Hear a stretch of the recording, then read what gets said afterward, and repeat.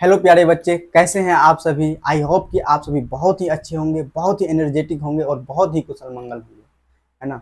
मैं Rupesh Kumar Tesla Bihar board में आप सभी का स्वागत है, अभिनंदन है। जैसा कि आप सभी को मालूम है कि पिछले वीडियो में जो है हम लोग हिंदी व्याकरण जो है क्या किए थे, स्टार्ट किए थे। और हिंदी व्याकरण का जो है वर्ण विचार का फर्स्ट वीडियो जो है यूट्यूब में आप लोगों का अपलोड हो चुका है। और जाइए पहले उस वीडियो को देखिए यदि नहीं देखे हैं तो। यदि आप सभी उस वीडियो को देख चुके हैं तो इस वीडियो में आप सभी का पुनः स्वागत है। और जो है इस वीडियो में जो उस वीडियो से रिलेटेड जो है चीज़ों को जानने का जो है आप सभी प्रयास कीजिए और हम भी जानने का प्रयास करते हैं। और एग्जाम के पॉइंट ऑफ व्यू से ये वीडियो जो है आप लोगों के लिए बहुत ही ज़्यादा इम्पोर्टेंट होने वाला है। और जैसा कि एग्जाम में जो है इस वीडियो से जो है डायरेक्ट जो है क्या सवाल आता है, ऑब्जेक्टिव आता है ना। तो देखिए अब किस प्रकार से जो है सवाल आता है और क्या जो है आगे हम लोग पढ़ने वाले हैं, है ना प्यारे बच्चे। देखिए अब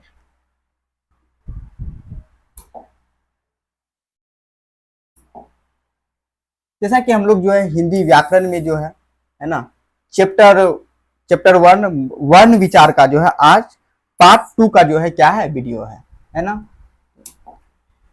सबसे पहले तो श्री गणेश जी को मेरा सादर प्रणाम और माँ शारदे को भी मेरा सादर प्रणाम। देखिए पिछले वीडियो में हम लोग जानने का प्रयास किए थे कि भाषा क्या है और व्याकरण की आवश्यकता किस प्रकार से पड़ा।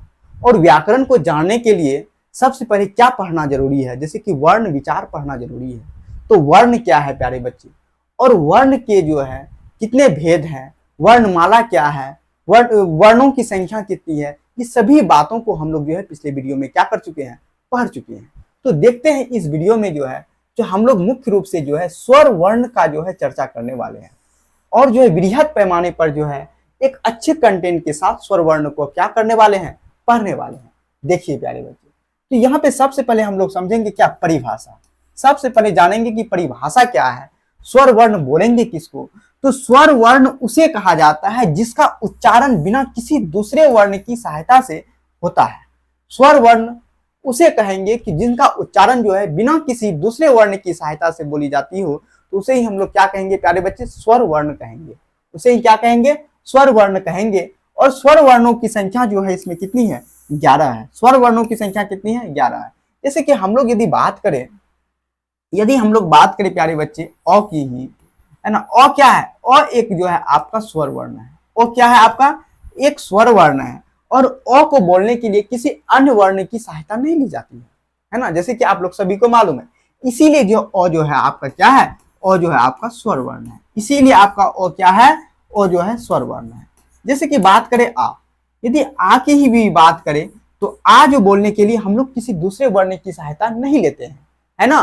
तो इसीलिए जो है आ भी आपका क्या है, आ भी आपका जो है एक स्वर वर्ण है। इस प्रकार से जो है स्वर वर्णों की संख्या जो है कितनी है, 11 है। स्वर वर्णों की संख्या प्यारे बच्चे कितनी है, 11 है, तो है ना। इसकी संख्या जो है वो स्वर वर्णों की संख्या कितनी है, 11 है। सवाल उठता है कि स्वर वर्णों की संख्या जो 11 है वो कौन कौन सा है सर, थोड़ा सा बताइए। तो सबसे पहले जो है यहाँ पे क्या है आपका अ जो है, उसके बाद देखिए आ, हर्षई, दीर्घई, हर्षऊ, दुर्घऊ, री, ए, ऐ, ओ, आ। तो काउंट करते हैं हम लोग कि देखिए 11 हुआ कि नहीं। 1 2 3 4 5 6 7 8 9 10 11। ये जो 11 वर्ण जो है ये आपका प्यारे बच्चे ये क्या है, यही आपका जो है स्वर वर्ण है। यही प्यारे बच्चे क्या है आपका, यही आपका स्वर वर्ण है। और इन्हीं वर्णों में से जो है, इन्हीं वर्णों को जो है मुख्य रूप से जो है 3 भागों में प्यारे बच्चे क्या किया गया है, बांटा गया है।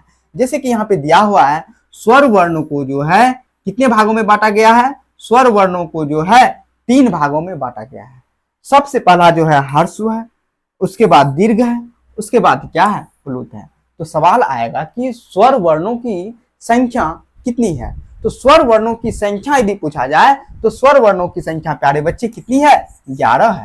कितनी है, 11 है। यदि यहीं पे सवाल आएगा कि प्यारे बच्चे स्वर वर्ण के कितने भेद हैं या स्वर वर्ण के कितने प्रकार हैं। तो आपको जो है इसमें से आंसर करना होगा 3। कितना करना होगा? आंसर करना होगा 3। तो ये समझ में आ गया कि कब आप लोग को 11 आंसर करना है, कब आप लोगों को 3 आंसर करना है ना प्यारे बच्चे। तो जब संख्या पूछी जाए तो आप लोगों को 11 करना है, जब स्वर वर्ण के प्रकार या भेद पूछी जाए तो आप सभी को जो है 3 जो है आंसर करना है। उसके बाद देखिए स्वर वर्ण का जो है सबसे पहला प्रकार जो है आपका क्या है? हर्स्व है। क्या है? हर्स्व। हर्स्व। और दूसरा जो है क्या है? दीर्घ है। क्या है? दीर्घ है। और तीसरा जो प्रकार है वो कौन सा है? प्लुत है। अब उसके बाद जो है प्यारे बच्चे हम लोग ये समझने का प्रयास करेंगे कि हर्ष स्वर जो है किसको कहते हैं, हर्ष स्वर जो होता क्या है ना। तो देखते हैं यहाँ पे परिभाषा क्या दिया हुआ है। जिस स्वर के उच्चारण में एक मात्रा का समय लगे, कितना किसका समय लगे? एक मात्रा का समय लगे, जिसका उच्चारण हल्का हो या उसे ही हम लोग क्या कहते हैं? हर्ष स्वर कहते हैं, है ना प्यारे बच्चे।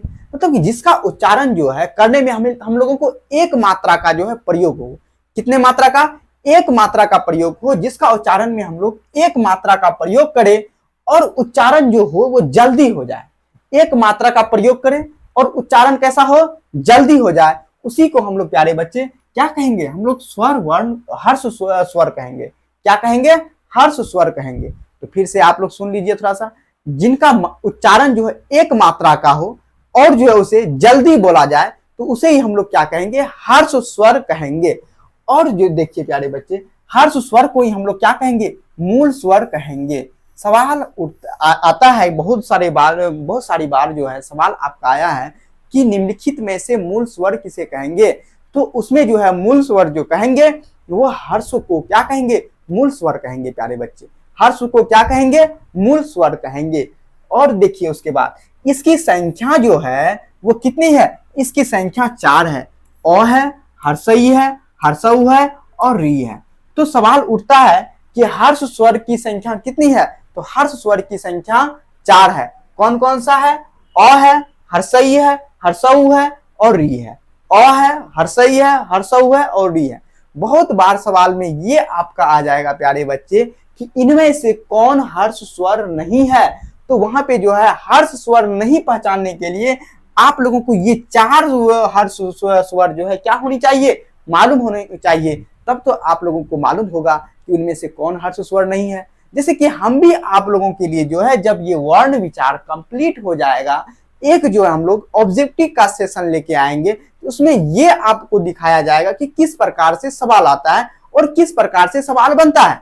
तो उसको जो है मतलब कि पढ़ने के लिए जो पहले आप लोगों को थ्योरी पढ़ना होगा, इसको समझना होगा, तब ऑटोमेटिक देखिएगा आप सभी जो है देखते ही देखते आंसर जो है लगाना क्या कर दीजिएगा? स्टार्ट कर दीजिएगा। इसीलिए जो है जो अभी बताते हैं कॉन्शियस होकर जो है अच्छे से तरीके से सुनिए और समझिए क्या बोल रहे हैं। जैसे कि इसी को जो है हम लोग क्या कहेंगे?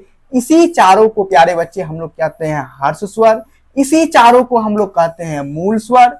और ई चारों का जो है नाम आप लोगों को जो है अच्छे तरीके से याद होनी चाहिए और याद रहनी ही चाहिए। जैसे कि आप लोग सवाल करते करते भी याद हो जाएगा। तो अभी अभी आप लोगों को शायद याद हो गया होगा, एक बार मेरे साथ रिपीट कीजिए। अ, हर्षई, हर्षऊ और री, इन्हीं को हम लोग हर्ष स्वर कहेंगे और इन्हीं वर्णों को हम लोग मूल स्वर कहेंगे प्यारे बच्चे। ठीक है। कभी कभी सवाल आएगा कि इनमें से कौन मूल स्वर है। मूल स्वर है तो इनमें से देखना होगा आपको कि ये चारों में से जो है कौन सा जो है वहां पे ऑप्शन में है। तो जैसे ही आप लोग इस चारों में से किसी को भी देखिएगा तो उन चारों में से जो है आप आसानी से टिक आउट कर सकते हैं, बता सकते हैं कि इनमें से कौन मूल स्वर है, कौन हर्ष स्वर है। ठीक है प्यारे बच्चे। अब हम लोग समझते हैं दीर्घ स्वर क्या है ना। इसका परिभाषा आप लोग समझ गए। जिसका जो है समय बहुत ही कम लगे और एक मात्रा का प्रयोग हो उसे ही हम लोग हर्ष स्वर कहेंगे। तो यहाँ पे जो है दीर्घ स्वर प्यारे बच्चे हम लोग समझेंगे कि दीर्घ स्वर क्या है।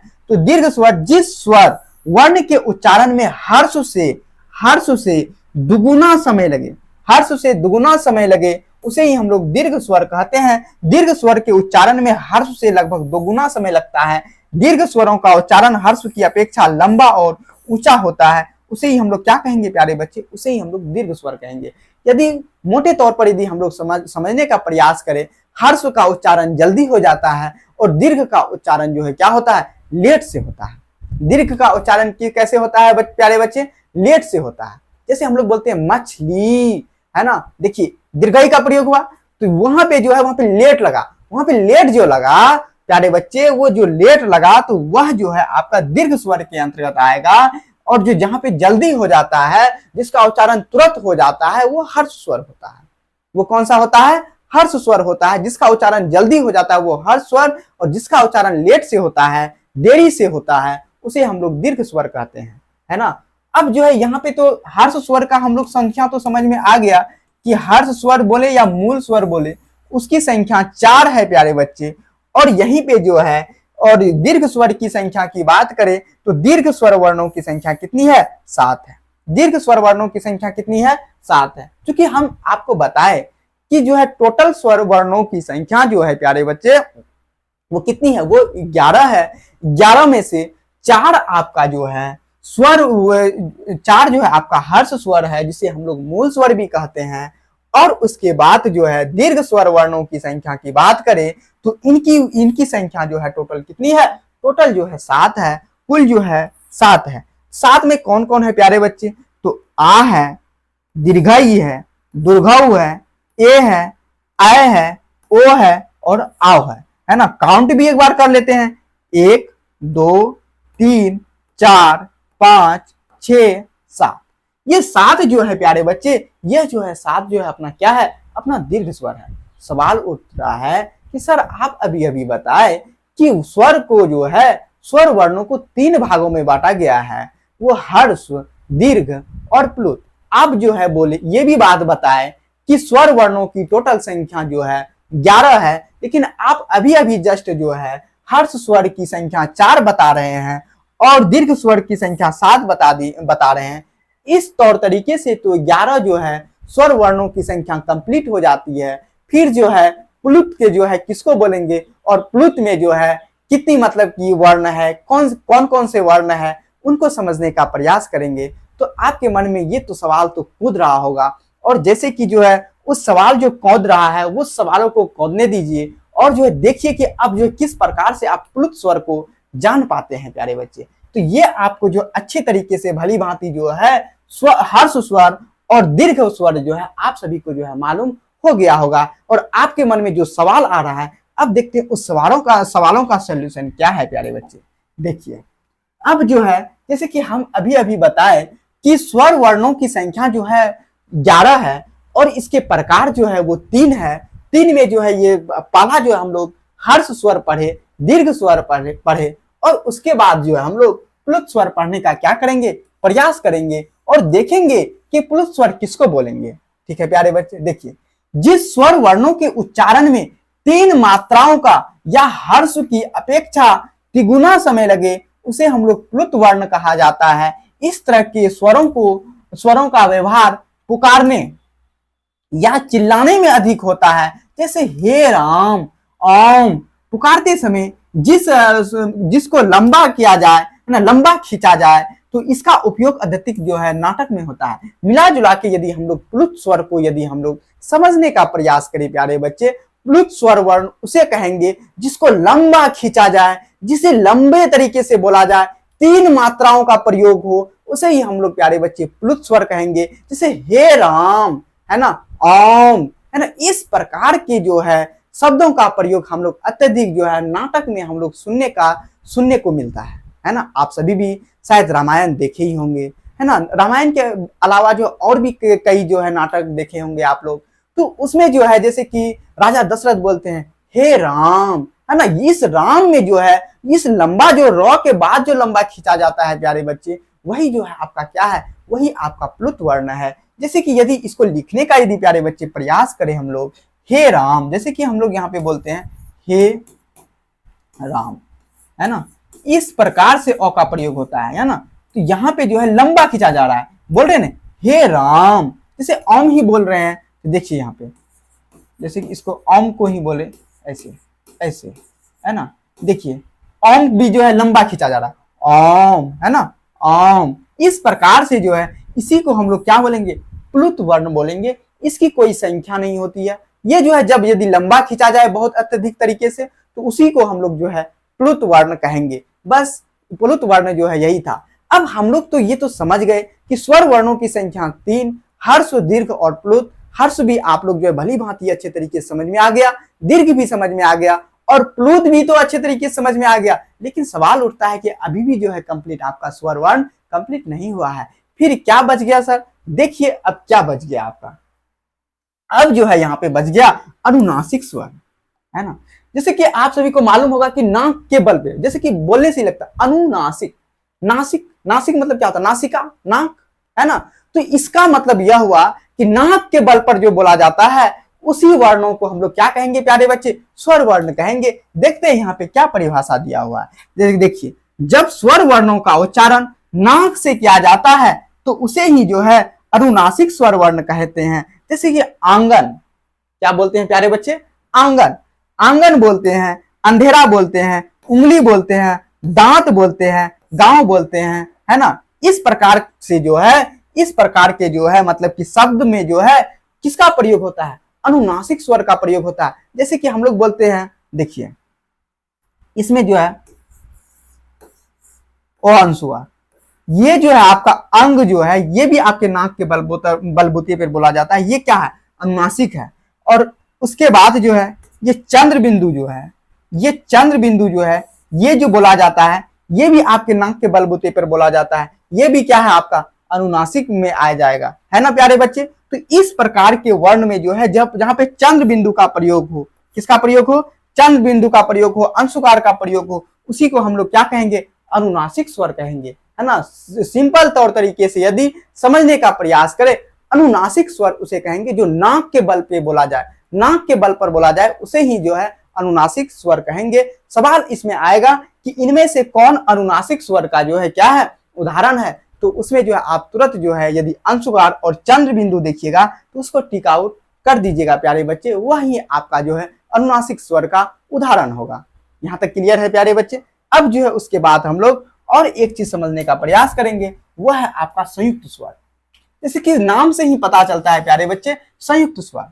जब दो स्वर वर्णों को मिलाने पर एक नया स्वर वर्ण का निर्माण होता है उसे ही हम लोग प्यारे बच्चे क्या कहते हैं? उसे ही हम लोग संयुक्त स्वर कहते हैं। जैसे कि कुछ स्वर वर्ण दो स्वर वर्णों के मिलने से बने हैं। कुछ स्वर वर्ण जो है, कुछ स्वर वर्ण जो है, कुछ स्वर वर्ण जो है दो स्वर वर्णों के मिलने से बने हैं। इन्हें ही हम लोग क्या कहते हैं प्यारे बच्चे? इन्हें ही संयुक्त स्वर कहते हैं। इन्हें ही क्या कहते हैं? संयुक्त स्वर कहते हैं। जब जो है स्वर वर्णों का निर्माण जो है, जब दो या दो से अधिक स्वर वर्णों को मिलने से एक नए स्वर वर्ण का निर्माण होता है उसे ही हम लोग क्या कहते हैं प्यारे बच्चे? संयुक्त स्वर कहते हैं। जैसा कि आप सभी को मालूम होना चाहिए कि जैसे कि यहाँ पे क्या है, यहाँ पे एग्जाम्पल के तौर पर जो है अच्छे तरीके से समझिए, आराम आराम से देखिए। यहाँ पे जैसे कि यहाँ पे क्या है?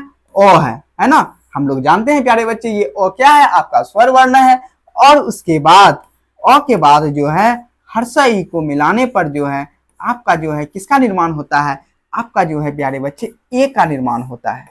ए का क्या होता है? निर्माण होता है। देखिए ये भी जो आपका क्या है? ये भी आपका जो है स्वर वर्ण है, ये भी आपका स्वर वर्ण है और ये भी आपका जो है क्या है? स्वर वर्ण है। तो जब दो स्वर वर्णों को मिलाने पर एक नया स्वर वर्ण का निर्माण होता है प्यारे बच्चे, उसी को हम लोग क्या कहते हैं? उसी को हम लोग जो है संयुक्त स्वर कहते हैं। उसी को हम लोग क्या कहते हैं प्यारे बच्चे? संयुक्त स्वर कहते हैं। बहुत बार जो है आपका सवाल में इस प्रकार से आएगा, जैसे कि यहाँ पे जो है, जैसे कि यहाँ पे कभी कभी जो है इसका प्रयोग जब हम लोग संधि विच्छेद पढ़ेंगे ना प्यारे बच्चे, संधि विच्छेद पढ़ेंगे, है ना, तो उसमें जो है इसका प्रयोग जो है आसानी से होगा और उसमें तो और विस्तार से हम बताने का प्रयास करेंगे। और यहाँ पर भी लेकिन आप लोग थोड़ा सा समझिए और देखिए कि किस प्रकार से जो है एक नए स्वर वर्ण का निर्माण होता है। जैसे औज और हर्षई की तो ए का निर्माण हुआ, तो उसी प्रकार से आज और यदि हर्षई करेंगे तो भी प्यारे बच्चे किसका निर्माण होगा? तो भी जो है आपका ए का ही निर्माण होगा। किसका निर्माण होगा? ए का ही निर्माण होगा। ठीक है। यदि वहीं पे जो है यदि हम लोग अ के साथ हर्षई को मिलाए तो भी ए का निर्माण, आ के साथ हर्षई को मिलाए तो भी ए का निर्माण। यदि हम लोग प्यारे बच्चे यदि हम लोग जो है अ के साथ दीर्घई को मिलाते हैं, अ के साथ दीर्घई को मिलाएंगे तो भी ए का निर्माण होगा। और आ के साथ यदि दीर्घई को मिलाएंगे तो भी जो है ए का ही निर्माण होगा। कितना अच्छी वाली बात है। तो यहाँ पे आप लोगों को बहुत अच्छे तरीके से, क्लियरिटी तरीके से समझ में आ गया होगा। अ के साथ हर्षई को मिलाएंगे तो भी ए का निर्माण, आ को जो हर्षई के साथ मिलाएंगे तो भी ए का निर्माण, ओ के साथ दीर्घई को मिलाएंगे तो भी ए का निर्माण, आ के साथ दीर्घई को मिलाएंगे तो भी ए का ही निर्माण होता है ना। अब उसके बाद जो है यदि हम लोग अब जो है उसके बाद यदि हम लोग दूसरा में यदि समझने का प्रयास करेंगे, अ के साथ यदि ए को मिलाएंगे प्यारे बच्चे तो ए का निर्माण होगा। किसका निर्माण होगा? ए का निर्माण होगा। यदि हम लोग आ के साथ यदि ए को मिलाएंगे तो भी ए का ही निर्माण होगा, है ना। आ के साथ यदि ए को मिलाएंगे तो भी ए का ही निर्माण होगा। यदि अ के साथ ए को मिलाएंगे तो भी ए का ही निर्माण होगा। यदि आ के साथ यदि ए को मिलाएंगे तो भी जो है ए का ही निर्माण होगा। ये भी आप लोग को कितने अच्छे तरीके से समझ में आ गया होगा, हमको लगता है। अ के साथ ए को मिलाएंगे तो भी ए का निर्माण होगा। आ के साथ यदि ए को मिलाएंगे तो भी ए का निर्माण होगा। ओ के साथ ए को मिलाएंगे तो भी ए का निर्माण होगा। आ के साथ ए को मिलाएंगे तो भी जो है ए का ही निर्माण होगा, है ना। अब उसके बाद जो है लास्ट में जो है हम लोग देखेंगे कि जो है फिर उसके बाद बच गया कौन सा। अब बच गया आपका ये वाला बच गया और ये वाला बच गया। इसको भी जो हम क्लियर कर देते हैं अच्छे तरीके से, ठीक है। अब देखिए यहाँ पे जैसे कि यहाँ पे जो है अ के साथ यदि हर्षऊ को मिलाएंगे, अ के साथ यदि हम लोग हर्षऊ को मिलाएंगे तो भी प्यारे बच्चे अ का ही निर्माण होगा, है ना। आ के साथ यदि हम लोग हर्षऊ को मिलाएंगे, आ के साथ यदि हर्षऊ को मिलाएंगे तो भी ओ का ही निर्माण होगा, है ना। और यदि ओ के साथ हर्षऊ को मिलाएं तो भी ओ का निर्माण, आ के साथ हर्षऊ को मिलाएं तो भी ओ का निर्माण, है ना। यदि ओ के साथ यदि दीर्घऊ को मिलाएंगे तो भी ओ का निर्माण होगा। और यदि ओ के साथ आ के साथ यदि दीर्घऊ को मिलाएंगे तो भी ओ का ही निर्माण होगा। किसका निर्माण होगा? आ के साथ यदि दीर्घऊ को मिलाएंगे, देखिए ओ के साथ हर्षऊ को मिला है, ओ का निर्माण। आ के साथ हर्षऊ को मिला है तो भी ओ का निर्माण। अ के साथ दीर्घऊ को मिलाएंगे तो भी औ का निर्माण। आ के साथ यदि दीर्घऊ को मिलाएंगे तो भी औ का ही क्या होगा? निर्माण होगा प्यारे बच्चे। अब जो हम लोगों को अब यहाँ पे थोड़ा सा देख लेते हैं किस प्रकार से आव का निर्माण होता है, किस प्रकार से आव का निर्माण होता है। देखिए यहाँ पे अ को जो है प्यारे बच्चे अ को जो है यदि हम लोग ओ के साथ मिलाएंगे तो भी जो है आपका किसका निर्माण होगा? तो भी जो है आपका आव का ही क्या होगा? निर्माण होगा। तो ही जो है आपका किसका निर्माण होगा? आव का ही क्या होगा? निर्माण होगा। अब उसके बाद देखिए यहाँ पे यदि हम लोग, है ना, ओ के साथ ओ को मिलाए तो आव का निर्माण हुआ। उसी प्रकार से यदि आ के साथ ओ को मिलाते हैं तो भी आव का ही निर्माण होता है ना। यदि फिर वहीं पे यदि ओ के साथ आव को यदि हम लोग मिलाते हैं, किसको मिलाते हैं? आव को मिला तो भी आव का ही निर्माण होता है। यदि ओ के साथ आ के साथ यदि आव को मिलाते हैं तो भी आव का ही निर्माण होता है ना प्यारे बच्चे। और उसके बाद देखिए अ के साथ यदि अंशुकार मिलाएंगे तो अंग हो जाएगा, अ के साथ विसर्ग मिलाएंगे तो क्या हो जाएगा? अ हो जाएगा। तो ये जो है आप लोगों को बहुत ही अच्छे तरीके से समझ में आया होगा, है ना। एक बार हम लोग क्या कर देते हैं, रिपीट कर देते हैं। देखिए अ के साथ यदि हर्षई को मिलाएंगे ए का, आ के साथ हर्षई को मिलाएंगे ए का ही निर्माण होगा। अ के साथ दीर्घई को मिलाएंगे ए का निर्माण होगा। आ के साथ दीर्घई को मिलाएंगे ए का निर्माण होगा। अ के साथ ए को मिलाएंगे ए का निर्माण होगा। आ के साथ ए को मिलाएंगे ए का निर्माण होगा। अ के साथ ए को मिलाएंगे तो भी ए का निर्माण होगा। आ के साथ ए को मिलाएंगे तो भी एकार का निर्माण होगा। अ के साथ हर्षऊ को मिलाएंगे औ का निर्माण होगा। आ के साथ हर्षऊ को मिलाएंगे ओ का निर्माण होगा। ओ के साथ दीर्घऊ को मिलाएंगे ओ का निर्माण होगा। आ के साथ दीर्घऊ को मिलाएंगे किसका निर्माण होगा? औ का निर्माण होगा। और देखिए यहाँ पे प्यारे बच्चे, तो यहाँ पे जो है आप लोगों को देखना है, ओ के साथ यदि ओ को मिलाएंगे तो आव का निर्माण होगा। आ के साथ ओ को मिलाएंगे तो भी आव का निर्माण होगा। ओ के साथ आव को मिलाएंगे तो भी आव का निर्माण होगा। और आव के साथ जो है औ को मिलाएंगे तो भी जो है प्यारे बच्चे आव का ही निर्माण होगा। तो यहाँ तक जो है आप लोग संयुक्त स्वर भी क्या कर लिए, आप लोग यहाँ इसको भी जो है अच्छे तरीके से समझ गए, है ना प्यारे बच्चे। तो यहाँ तक जो है हम लोग इस वीडियो में मुख्य तौर तरीके से हम लोग स्वर वर्णों को हम लोग समझने का प्रयास किए। स्वर वर्णों की संख्या 11 बताए, स्वर वर्णों को मुख्य रूप से 3 भागों में बांटा गया, हर्ष, दीर्घ और प्लुत। हर्ष की संख्या 4 बताए, उन्हीं को हम लोग जो है क्या कहें, मूल स्वर कहें।